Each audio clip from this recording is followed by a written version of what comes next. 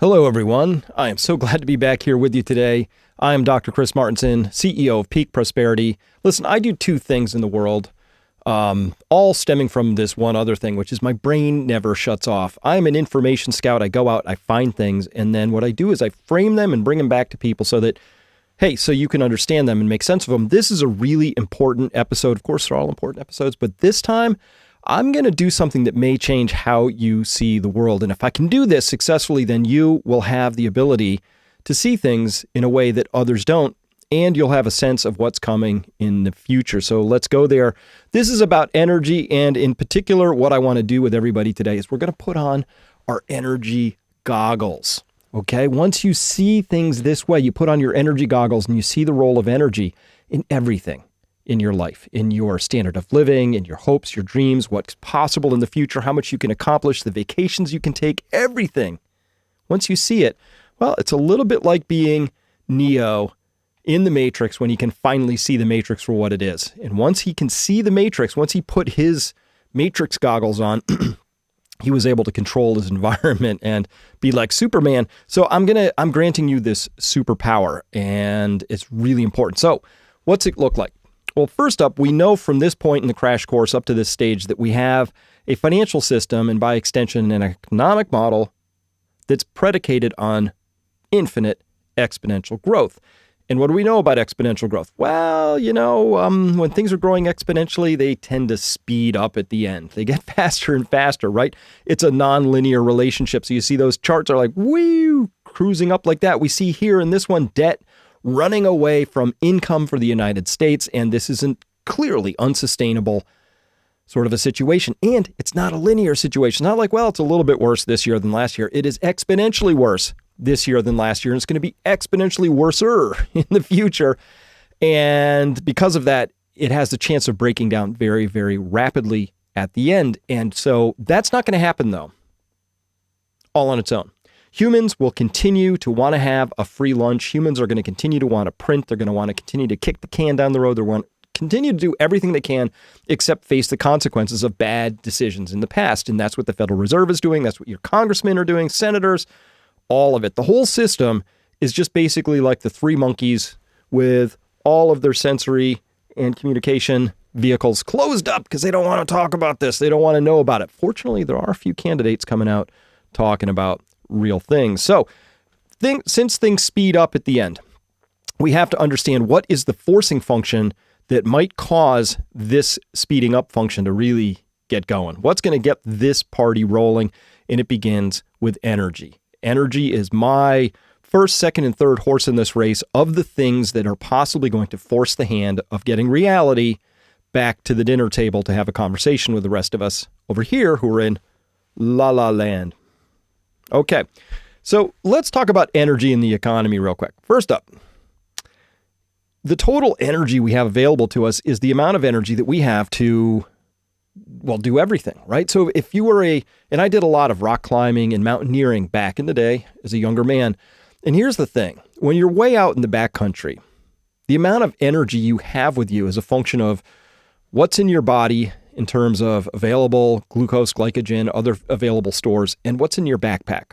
As soon as you run out of either or both of those things, life gets tenuous. And if you're up a certain elevation on a mountain and you run out of energy, nothing else is possible except a retreat if you're lucky. And if you're not lucky, you don't get to do that. So energy is the master resource. I'm going to make that case today. And once you understand that, I think a lot of other things become clearer. All right, so you have total energy. Let's imagine we have total energy. We cut down a tree. It has so many BTUs of energy contained in the wood. We open up a coal seam, and there's only so much coal in that seam. So let's say it's a coal seam. We start mining that coal, and it has a total amount of energy. Now, what do we get to do with that total energy? We have a big pile of coal. What do? Well, first thing we're going to have to do is we're going to have to use some of the energy in the coal to get more coal out of the ground, right? So we take some of our pile of coal and we dedicate it in that little dark blue arrow down at the bottom there into getting more energy back out, more coal out of the ground, right? We have, if we're using picks and shovels, it's our own, muscles. It's if we're using a steam shovel or a steam apparatus, we have to use that. Whatever it is, we're going to use some of the energy to get some more energy. Makes sense, right? Okay. And then, if we had like this steam shovel or something, if that's what we're using, or it's a modern diesel, big cat D9 dozer that we're, scraping earth away with so we can get to the coal, there's a certain amount of capital involved in getting any energy source, whether it's coal, fossil fuels, natural gas, wind turbines, solar, hydroelectric, it doesn't matter. Every one of them has a built machine associated with it that requires some level of capital that you have to pour into creating that machine. That took energy. So whatever total energy we have on Earth, we have to use some of it to get more energy. We have to use some of it for capital, and whatever's left over. Now, this is what makes life interesting. That's why I can talk to you across the airwaves, because we've taken some of the energy available to us as humans and we've pushed it off into consumption. And there we see there's two ways it can go, right? First, there's basic living expenses. So you're just going to use some of your energy that comes out of the ground. We're going to use it to grow food, keep our houses warm, basics, right? So that's basic living. And then whatever's left after that, now that's discretionary.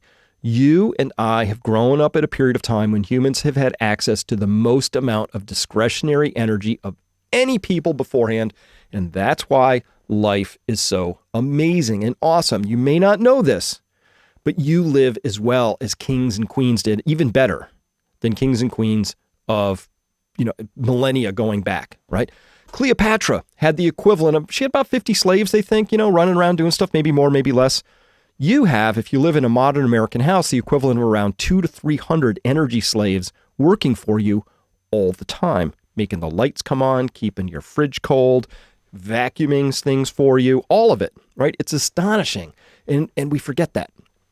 But I'm going to bring it back to the front and center, because once you understand that, well, then things I think get a lot clearer. Now, energy is the economy. Here we're just looking at oil consumption across the x-axis and thousands of barrels per day. And on the other axis, what we're looking at there is GDP. How much was being made? How much GDP came about, right? So y-axis GDP, that's the income. X-axis, thousands of barrels of oil per day. So 60,000 would be 60,000, that's 60 million. So starting in 1975, we can see there was about 55 million barrels of oil being burned on a daily basis across the whole world. This is a global thing.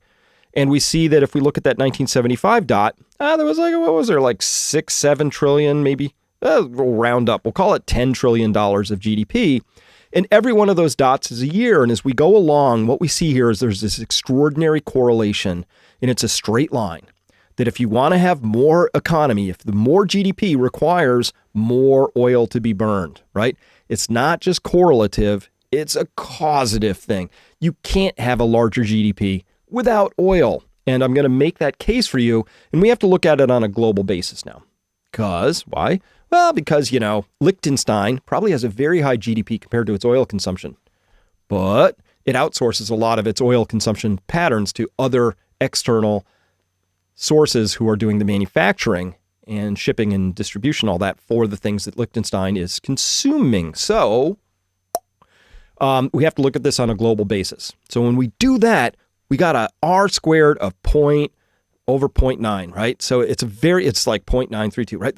That says that if you want to know how much economy there is in the world at any given moment, if you tell me the amount of oil that's being burned, I'm going to give you an answer that is 93% correct, right? 93% explanatory power, using some liberties with how that R squared is actually interpreted. But that's close. It's a reasonable interpretation. Like, most of the explanatory function for how much economy you have lies in the amount of oil that's being burned. And let me show you why. We got to go through this. By the way, another way we could look at this, different way, flipping it, GDP this time, GDP up the y-axis, but oil consumption across the x-axis there. And this time, this is just from 2017. Every dot is a country. And here what we've done is we've taken, not we, but this is Art Berman's work out of Labyrinth Consulting. You can see the credit down there. I credit everybody always. GDP is proportional to oil consumption. So every blue dot is a country. You take a snapshot and you say, hey, how much oil did you burn and how big was your GDP? Again, this really tight relationship at the country level. So this prior one, this says hey, if we look across the whole world, that's what we see. And when we look at it, and this is over time, this starts from 1975, comes to 2021, and this is asking the question in any given year, in this case 2017, how much oil consumption and how much GDP? Look at that straight line. This is one of the tightest, most robust economic charts I have. This is an extraordinary correlation here between GDP and oil consumption. And of course there is. Of course there is. And I'm going to make that case for you in just a second. Now, this is total energy consumption across the whole world, across time, starting in 1800, way on the left. This is Vaclav Smil's work, and Our World in Data did a great job presenting this and making this chart easy to understand. On the very, very bottom, that red thing that starts in 1800 and sort of doesn't change through 2019 there, that's traditional biomass. It's like wood, coal, peat, dung, right? Biomass, just stuff you burn. People have been burning stuff for a long time. Someday we may go back to just burning stuff. The next thing, the gray, is that's coal. And then you can see the contribution of coal over time. The next blob wedge is oil. That's in that bluish color. Then purple is gas. Red is nuclear. Next is that light bluish aqua color, which is hydropower. And then solar, modern biofuels, and other renewables and wind and all of that are those little smears right at the very top. They are not yet a huge percentage contribution to the world's energy mix. And by the way, now that you've taken the course up to this point, you've seen the course on exponential growth, you recognize that this is not a linear chart. This is a nonlinear chart. This says that where after this green chart turns the corner, after that green line turns the corner about 1950, what's happening there is that slope, everybody who's alive today considers this, and everybody who's in power, I should say, who's alive, considers that to be level territory. Hey, that's just how the world works. We always have exponentially more energy to burn this year than next year. And in the next chapter, we're going to discuss, is that true? Is it possible for us humans to get more and more and more energy out of the world forever? And the answer, spoiler alert, no, it's a finite resource. Eventually you run out. Oh, well, what's the plan, Chris, for what we're going to do when it begins to run out? Wish I could tell you we had a plan, at least in the West. China seems to have a plan. Europe, U.S., not so much. It's just the plan is this is going to carry on as is without an interruption. All right. So that's a really astonishing thing. If you could totally just grasp this chart, everything becomes clear. Now, you know what happens when I get on a plane, right? And this is a 777 plane interior here. A lot of people, you get on the plane and it's a hassle, and there's like long lines and there's crabby people and babies crying and the dude next to you is coughing mysteriously without like covering up. It's just like, ah. But in fact, the whole idea that you can get in a silver tube and this thing has 3 million parts or more than 1 million. I don't know what the actual number is in a 777, but it has a lot of different parts, and every one of those parts has to be working, and the engines spool up and this roar happens, and next thing you know, you're in the air and you are whisking along.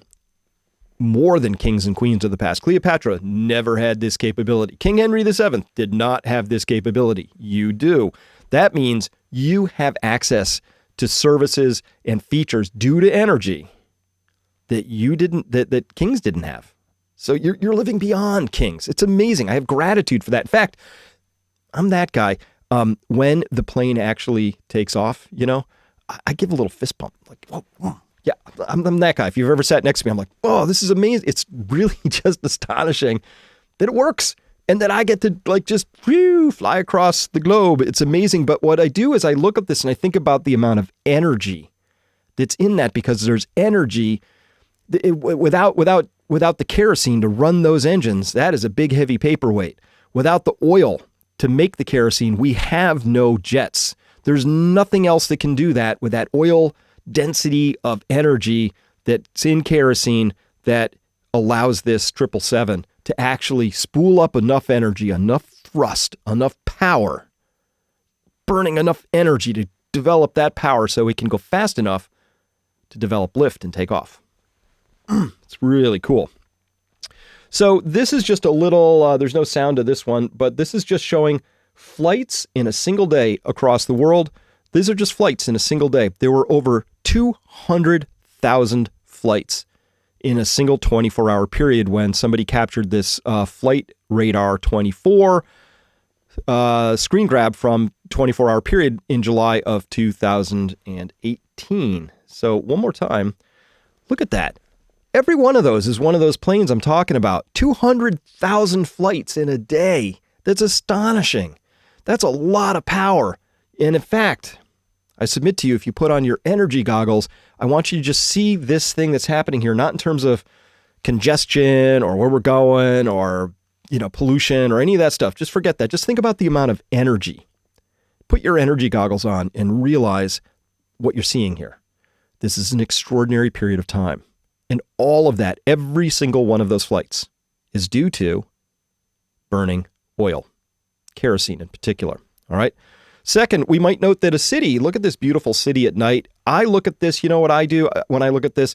I just see energy being burned. I see cities as giant dissipative structures, right? They bring in all this energy and food and stuff, and they just exude waste. These are waste photons we're looking at, whether we say that's beautiful or not. As Shakespeare said in Macbeth, nothing is ever good or bad, but thinking makes it so. Look at it however you want. I see waste photons streaming back out into the universe. And how did we get those photons? For the most part, barring some nuclear or hydro, those photons were ancient sunlight that came down, got trapped by plants in some way, either single cell algae or in giant carboniferous forests that became coal. And then guess what? That coal got dug out and then it got put into a boiler and it got turned back into electricity and it's going back out. So photons came down 150 million years ago and now they're going back out to space. That's what I see. In fact, you have to look at this from space to really appreciate the magnitude of what we're seeing. That's astonishing. It's beautiful. This is an actual shot from the space station. And every one of those blobs of light is a city busy taking energy and using it, converting energy into photons, and off it goes into space. So I would invite you to put on your energy goggles and just see the energy that's being consumed at this point in time. And then think back to that chart where I showed you that we're consuming exponentially more energy year after year after year after year. And that's the program. That's the plan. What if that's not a sustainable plan? What if we haven't made plans for when that plan runs out? What if there is no plan B?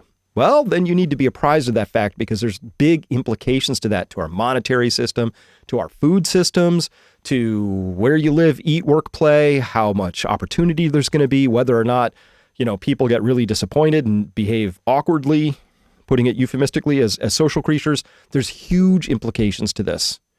And that's what I see when I put on my energy goggles. I just see the amount of energy that's being used on a daily basis. It's everywhere. It's like the proverbial, how do you explain water to a fish? Because the fish is immersed in the water, and so it may not have enough distance from the water to understand the water. It's just is the water. It's in the water. What do you mean, what is water? Strange question, right? Same thing for us with energy. We're surrounded by it. We're immersed in it. It is so prevalent that the only way you can actually get enough distance from it to understand it is through this insight that I'm sharing with you. So we step back, we develop this method of saying, when I put on my energy goggles, what do I see? And if you do that, I invite you, like right now, look around wherever you're sitting and try to find one thing that didn't get there because of oil. And you won't be able to do it. Even if you said, here's a stick, I picked it up in my lawn and it's now inside. I did that.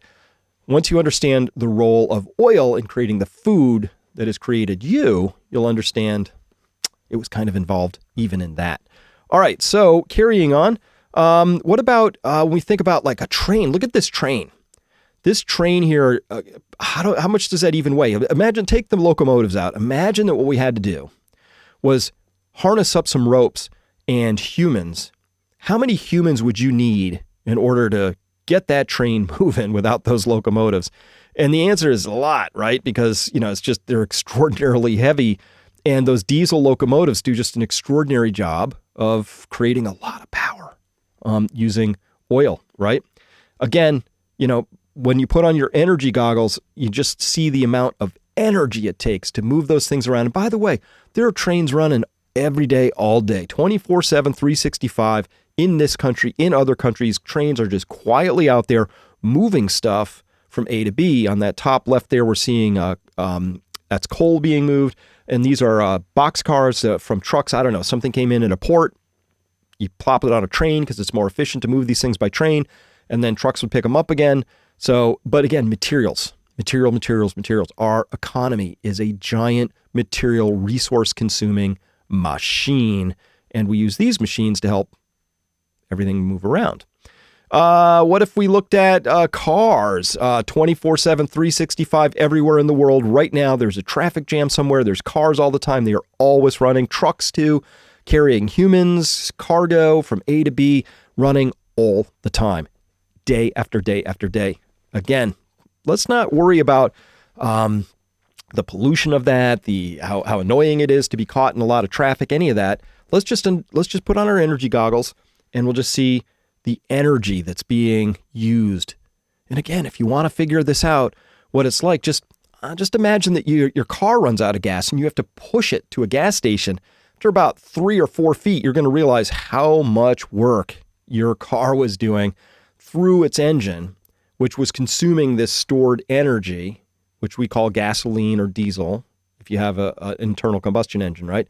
And almost all of these cars, I'd say 99% of these are internal combustion engines, unless one of these pictures is from LA. Then it might be 2% are not.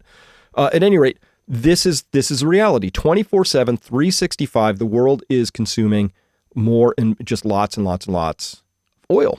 Okay. Well, what about like this? Like this is there's some of these container ships, right? These things are massive, up to 230,000 tons of displacement, up to 24,000 or more TEUs, which is a 20-foot unit on there. So you look at all those units. This is 230,000 tons, just going from A to B. Again, if you had to get in the water with a rope between your teeth and swim and pull that thing, you'd realize the amount of work that's being done by the massive, massive bunker oil engines that are down there below midship and running the screws on this thing. It's astonishing. So again, just think of the energy, put your energy goggles on, think how much energy it takes for that ship to move, that one ship to move from A to B. And then let's go here. And this is shipping in a single day, and that's just a screen grab of it. That's just ships. Those are ships. Most of these are above, they're all above a certain size. And if you drill in, you'll actually see that actually dots are covering dots. There's just thousands of ships plying the waters at any given point in time. Cargo ships, oil ships, you name it, Navy ships, whatever. So that's how much activity is happening. I just grabbed that this morning, and it doesn't matter what day it is, because any day you grab it, it's going to look just like that. Exactly the same. And again, put your energy goggles on and just think.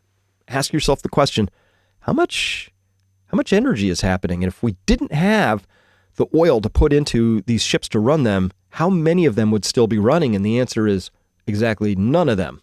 Because we still, we don't have any alternative energy. You can't run these things on batteries. Not now, probably not later, certainly not with battery chemistries that catch on fire when exposed to salt water.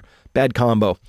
So at any rate, there's that story as well. So shipping on land by truck, by train, by boat, huge amounts of energy, all of which come into silently like water for a fish, your life, to bring you all this magical abundance. So we get to be grateful that our plane takes off and whisks us from A to B rather seamlessly and effortlessly with in-flight Wi-Fi now and things. And as well, we could be really grateful for the fact that all of these things are happening behind the scenes, the trucking, the shipping, the trains, all of that happening, so that when you go to the store, there's stuff there. It's a cool system. How about mining? Because we're going to have to mine all of these materials that we're going to be using, the lithium, the copper, the cobalt, all of that, as well, other things just to keep our daily lives going as is. And that see that truck? Kind of hard to appreciate the scale of that, but here, I'll make it simpler. that little angled thing across the front of the radiator are stairs. That's how you get up into the cab of this truck, is you walk across the front of the radiator on stairs that had to be installed, because these things are massive. Some of these things carry 400 tons at once. This is an astonishing amount of weight, right? Huge tires. And these things are obviously not running on batteries either. These things are running on diesel. Because why? Because diesel's an amazing, high density, beautiful substance that allows you to really put a lot of energy density into a fairly small package and then do giant things with it. It's amazing. So again, energy goggles, when you put them on, just think about the amount of energy required to build this thing, to maintain it, to run it. And these things, by the way, these giant trucks, they're pretty expensive. I think they're like $5 million a pop, give or take. And so when a company buys one of these things, it's a giant capital asset. These guys don't go home at night and turn it off and park it and come back the next morning. These things are running typically 3 shifts because you're using that capital investment. So it turns out that when you add up just these trucks, just these trucks in the mining business, around 20 million gallons per day of diesel is being consumed in mining in these trucks alone worldwide, right? Because, hey, once you got them, use them, okay? Or, maybe this giant, this is Tachi here. Look at the size of that thing. It's really impressive. Mining is really impressive. It's really impressive that we build these machines, that we run them. And again, leaving aside all of the impressiveness or whether you have environmental concerns, just set that aside. Think about the energy is required to build this thing, to maintain this thing, to feed all of the people who actually operate or are involved in operating this thing, let alone feeding the machine itself, whatever energy it needs to consume so it can perform the massive amounts of work that we want it to perform. Energy, put the energy goggles on. How about this? A giant Komatsu, this giant dozer here. And look at that big hook on the back down there. Gonna just scrape and loosen things up, right? This is a massive, massive machine. And point here is just that mining itself is hugely energy intensive. So what's been going on with energy and humans and using resources? It's crazy when you look into this. This is nuts. So December 2020, this article comes out. This is in Nature, and global human-made mass exceeds all the living biomass. And so living biomass is all the trees, all the bacteria, all the fish, everything living, right? It turns out when they calculated it, they say here we quantify the human-made mass, referred to as anthropogenic mass, got to have a sciencey academic term, and compare it to the overall living biomass on Earth, which currently equals approximately 1.1 teratons, a trillion tons. Quote, we find that Earth is exactly at the crossover point in the year 2020. The anthropogenic mass, which is recently doubled roughly every 20 years, doubled every 20 years, doubled. Remember what we talked about with doublings and exponential growth? When you have a doubling, that next doubling has more in it than all the prior doublings through all of history. So when they say, hey, the Earth, we kind of doubled, the anthropogenic mass, that's all the concrete, the steel, the stuff we've moved around, that when that has doubled in 20 years, what they're saying is in the last 20 years, humans have moved as much stuff as all humans in all of history have moved up to that point in time. Just in the last 20 years, right? Which has recently doubled every 20 years, will surpass all living global biomass. The underlying anthropogenic mass equal to more than his or her body weight is produced every week. So that's for every person on the globe, more than your body weight is produced in anthropogenic mass every week. So if you weigh 150 pounds, every week, 150 pounds of stuff is sort of produced by humans somewhere on the planet. That's point one. But point two, and by the way, just again, forget about whether that's a good thing or a bad thing or sustainable, any of that. Just think about the amount of energy it takes to move, transform, mine, crush, sort, transport 1.1 teratons of stuff. And then we're going to take this to the second level of this conversation, which is, again, note the shape of that chart. You are now a familiar expert on these things. That is not a linear chart.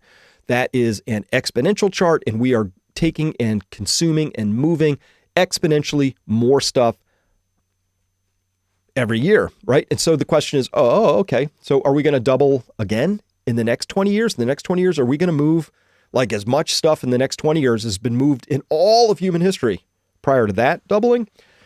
Okay, how many doublings are there in this story before humans are like basically moving the whole Earth from here to there, in orbit or whatever? It's obviously not sustainable. And they break it down here, and you can see a lot of that is concrete. That's the lion's share of it. Aggregates, for example, gravel. So between concrete and gravel, that's what we do most of. Then there's bricks.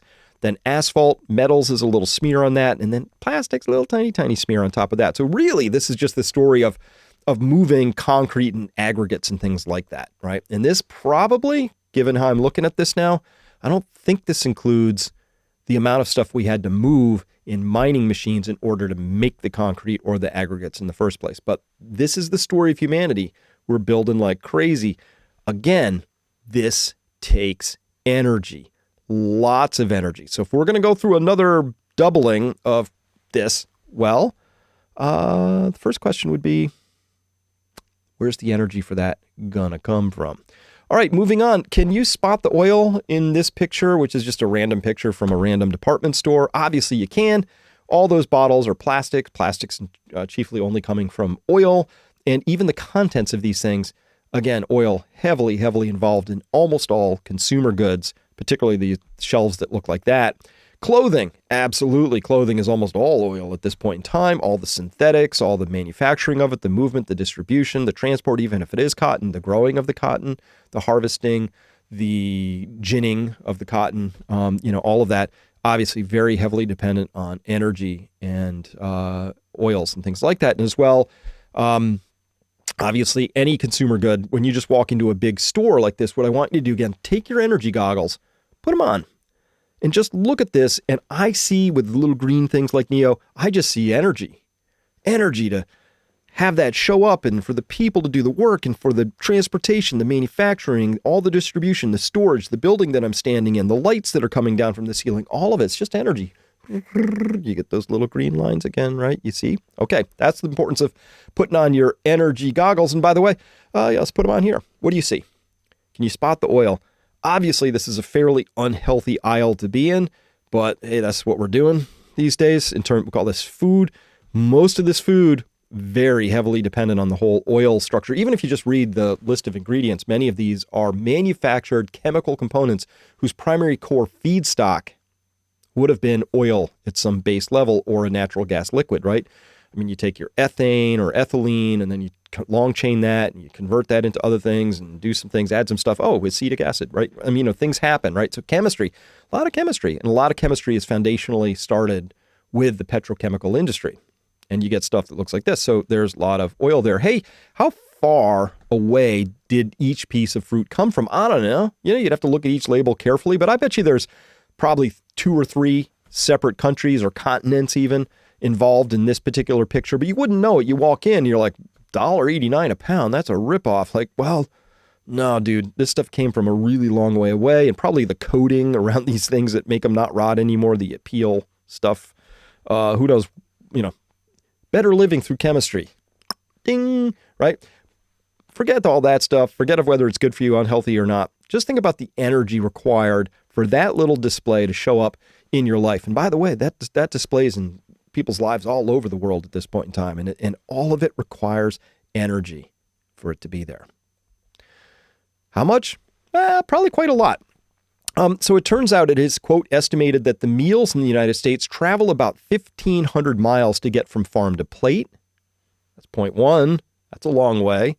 What happens if we don't have oil and I had to eat stuff that only came from 1 mile away? Now what's my life like? Very different. Second, there's about 10 calories of fossil fuel energy for every 1 calorie of energy that we get from the food. So if you eat 100 calorie, bite of a big, amazing triple decker, let's say bacon cheeseburger, right? Like if you get 100 calories in, there were probably 1,000 calories of fossil fuels silently, secretly subsidizing that on the back end. The growing, the harvesting, the keeping it cool, the meat cool, transporting it, cooking it. By the time that comes, 10 calories of fossil fuels are hidden in every calorie of food that we eat. That is upside down. It didn't used to be that way. In fact, as recently as 1920 or so, it used to be exactly the opposite. Humans would get about 10 calories of food from investing 1 calorie of muscle energy back in. You'd get a cow, or you had a horse, or you plowed with an oxen, or a human did the work. Whatever it was, there was muscle, there was animal power and human power involved in growing our food. And that actually led to a situation where food was a net positive. Now food is an energy sink. It's not a source anymore. It's a sink. It takes more energy to make the energy in food than we get from the energy. That is unsustainable. And or we really ought to figure out plan B around that, don't you think? Pretty intense. Okay. So again, forget all the, is this a good thing to do, bad thing to do? Is it sustainable? What about our economy? Is this environmentally the right thing to do? Just think about the energy involved in our food. And suddenly things begin to take on a new cast, seen in a new light. All right. So here's the summary of our energy goggle section here. First, energy is the root source of all economic activity, all of it. Energy. If you didn't have energy, none of the rest is possible. Remember, I talked about primary, secondary, tertiary wealth, right? Without that primary wealth of having a high net energy, surplus energy source that we can tap into, nothing else is possible in this story. So energy is the master resource. It is the thing. And by the way, oil is the master resource. Oil, because of oil, we can build a hydro dam, which means we get hydropower, which is cool. But you kind of need to have the oil to build the dam, obviously, right? For the trucks and the machines and making the concrete and moving the concrete, all that, right? Oil is the master resource. So we really ought to have a plan for where are we in the oil story, because it's not a forever story. It's obviously a temporary story. So where are we? That's what's coming up in future chapters. If you understand that, then you understand lots of things. But it begins here, putting on your energy goggles. And I would just invite you, just look around. Like, where do I see energy? Once you see the energy in your life, though, it's impossible to unsee it, right? And you'll see that it's everywhere. It's in all things. It's in everything. All of life is just the study of energy moving from A to B. The energy from the sun, the ultimate power source, comes down. Plants convert some of that into chemical energy. We convert, and other animals convert that chemical energy into all the brilliant things you see around you, and on and on. But it begins with the sun, right? So when you study life, when you study biology, when you study economies, you're actually, if you're being honest and you are aware of the water in your fishy life, you understand that you're actually studying energy as a first thing. Everything else is a derivative off of that. So energy, the master resource, and once you see energy, it's everywhere. So put those energy goggles on. You can take them off again. But when you're walking around today or maybe tomorrow, you're taking a flight or you're on a road, think about the energy that you can detect that's being consumed around you right now. And then you'll be in a good place to ask the next question, which is, well, where does that come from? And that is a great question. Next, because our debt-based money system simply has to grow, or else it's busy collapsing and very unhappy, because that has to grow, and because all growth comes from energy, shouldn't we be concerned with the energy that we have available? Like how much is there? This should be a simple question, like how much is left, right? And unfortunately, it's actually not a very well-studied, very well-characterized question. Sure, there's academics working on it. Sure, there are some people who care about this. Are they center of mass? Are they the ones who are invited to be and tapped to become our energy secretaries? No. Are they the ones who really are driving the ship from a political and a cultural standpoint? No. They don't get it. And when we get to the chapter on green energy, we're going to discover that a lot of the people who are nominally in charge basically don't know what the F they're doing and are horribly energy ignorant. So having energy awareness and having some level of sophistication around energy, and there's some things that we can learn. I've thrown out a few terms that I haven't yet defined, like net or surplus energy. We'll get there. These are important. They're critical. They're vital. They are the level of complexity that's required, the context that's necessary to make good decisions I don't think we have people in power that get that stuff. Lastly, is a bit of foreshadowing, which I've mentioned already. I don't see a plan B anywhere in the West in this story. So we're going to have to figure this out. This is going to have huge impacts. When people ask me, hey, when do you think this forcing function happens? I say somewhere around 2025. And that's principally because of my analysis of the oil markets in particular and what I think I see there. Hey, I could be wrong, but I'm not confused. The data might change, and then I will change my opinion. But the data I have right now suggests that somewhere around 2025, things begin to get a little hinky, and between there and 2028, things get really crazy. And it's because of this forcing function that's about to come upon us through the energy markets and what's there and what's not there. And it's nothing personal. It's a finite resource, and it has a dynamic. And if you understand that dynamic, I believe the future clarifies and becomes clearer. And so what I'm going to do now is I'm going to move on for our for members only back at Peak Prosperity. We're going to be discussing how all of this data comes back in through this concept that potentially in the United States we're actually in a dictatorship, and we're going to be discussing this cucumbers of wrath. It's an exciting chapter. I can't wait to get there and do this next one. So with that, thank you very much for listening. It has been a real pleasure to be here with you today. I can't wait to hear what you have to say. Hit like, hit subscribe, leave your comments though, because I read your comments and it helps me understand what I should be talking about next, whether you value this or not. With that, thank you so much. Great being here with you. I'm Chris Martenson of Peak Prosperity. See you next time. Bye.